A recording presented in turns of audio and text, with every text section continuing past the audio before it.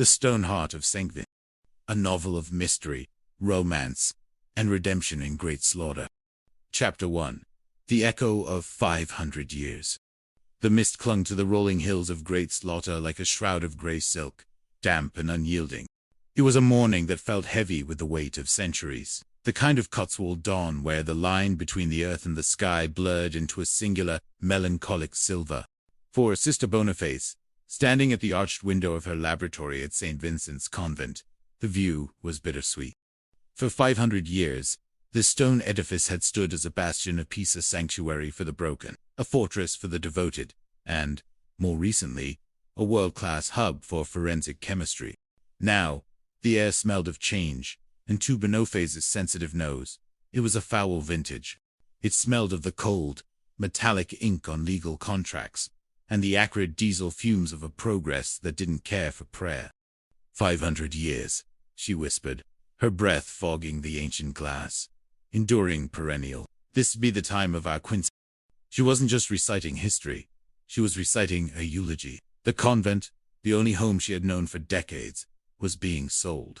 The land, which had witnessed the rise and fall of Tudor kings and the quiet endurance of local farmers, was destined to become Lord Adam Sedgwick Towers. To the developers, it was a modern luxury living solution. To Boniface, looking at the blueprints, it looked like a skeletal cage of glass and steel designed to imprison the soul of the village. In the courtyard below, the rehearsals for the pageant were underway, providing a chaotic soundtrack to a morning. Miss Thimble, the town's most anxious music teacher, was waving her baton with a frantic energy that suggested she was trying to ward off evil spirits rather than conduct a choir. "No, no, no! Dottie!" The voice of Sister Peter boomed from the makeshift stage, echoing off the limestone walls. "Music needs to flow around my words like a river, not a flood. Dottie, do you remember?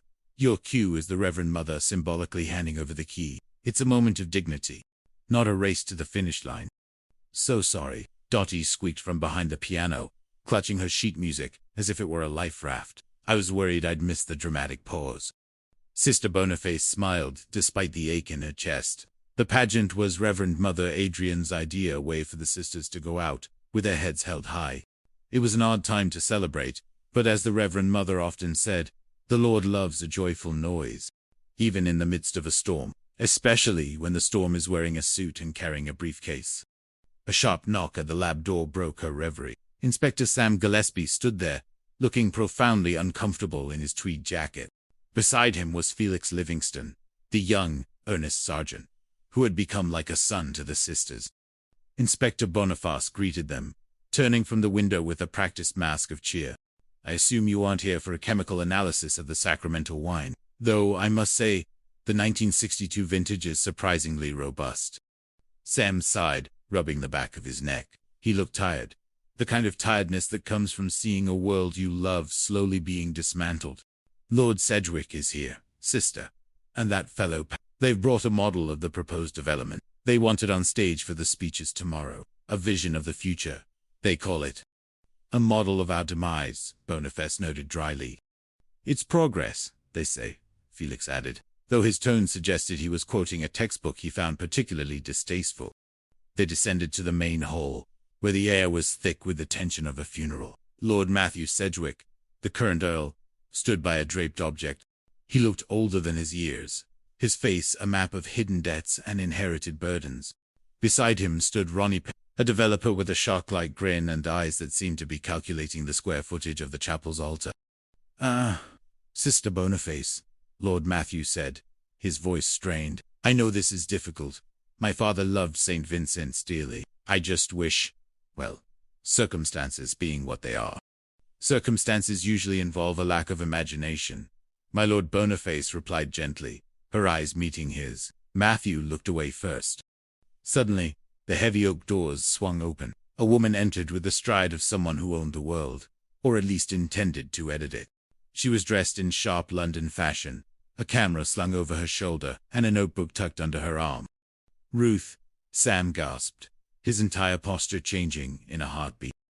"In the flesh, Sam, or as much flesh as a journalist is allowed these days," Ruth Penny replied, her eyes sparkling with a familiar, dangerous mischief. The room shifted. Ruth Penny was a force of nature, a woman who had left great slaughter to chase headlines but had never truly left the hearts of those she'd left behind, especially Sam. The silence between them was loud, filled with the ghosts of a dozen unsaid things. "I'm working on a story," Ruth explained, ignoring the stunned silence of the others. "How the St. Vincent's development could be rolled out nationwide. A blueprint for modern living in ancient spaces. The London papers are obsessed with it." "Tomorrow is about the story of this town, Miss Penny," interjected Lynn Goodwin, the council leader, who had appeared from the shadows like a cat. "Not world domination. I shall be doing the unveiling." With a flourish, Lynn pulled the cloth away. The model was a glass and steel monstrosity, sitting on the ancient stone floor like an alien craft that had crashed into a cathedral. "I give you Lord Adam Sedgwick Towers," Lynn announced. "Oh, my," whispered Sister Peter, crossing herself. "Progress," Panissa said, stepping forward. "Like a shark, we keep moving forward or we die." But as the group marveled or mourned over the model, a shadow fell across the doorway. A small, stooped figure in a dusty habit stood there, leaning on a wooden staff. It was Sister Helena, the legendary archaeologist who had spent half her life in the dirt of the Holy Land. "You call this progress?" Helena's voice was like grinding stones. "You are building on foundations you do not understand. You play with the surface of things, while the truth remains buried beneath your feet." Chapter 2. The Secret in the Stone. The arrival of Sister Helena changed the atmosphere of the convent instantly. She was a woman of formidable intellect and even more formidable silence.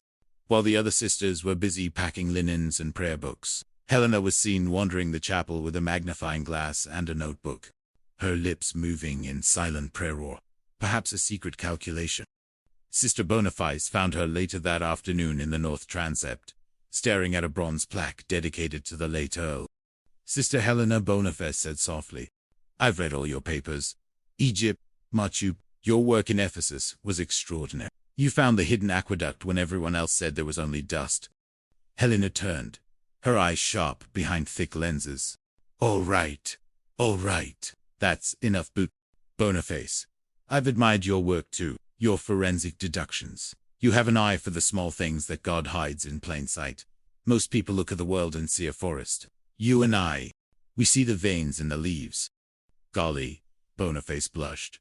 "But why are you here now? You examined this chapel years ago." Helena leaned in, her voice a conspiratorial whisper that smelled of old parchment and mint. "The Lord works in mysterious ways. Sister, did I miss something then? Perhaps. Or perhaps it wasn't time for it to be found. But now, with the wolves at the gate, we shall speak further at dinner. There is a weight in this stone, Boniface, a weight that needs to be lifted." But dinner would never come for Sister Helen.